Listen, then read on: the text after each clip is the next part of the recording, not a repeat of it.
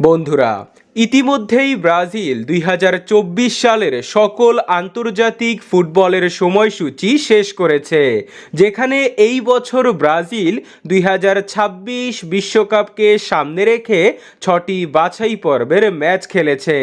সর্বশেষ নভেম্বর মাসের ফিফা উইন্ডোতে ভেনিজুয়েলা ও উরুগুয়ের বিপক্ষে ড্র দিয়ে বছর শেষ করেছে সেলেসাওরা। ব্রাজিলের আগামী ম্যাচ রয়েছে ২০২৫ সালে, যেখানে ব্রাজিল একটি নয় ৬টি বাছাই পর্বের ম্যাচ খেলবে।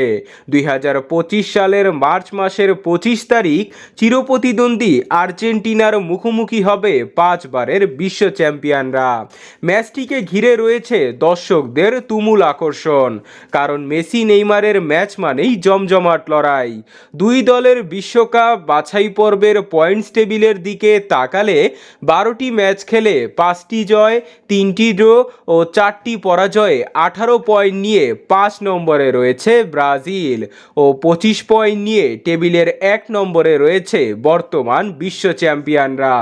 দুই দলের হেড টু হেডে সর্বশেষ ৫ ম্যাচে ৩টি ম্যাচ জিতেছে আর্জেন্টিনা, একটি জিতেছে ব্রাজিল ও বাকি একটি ড্র হয়েছে।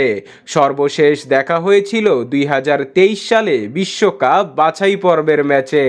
সে ম্যাচে ১-০ গোলে জয় পায় আর্জেন্টিনা।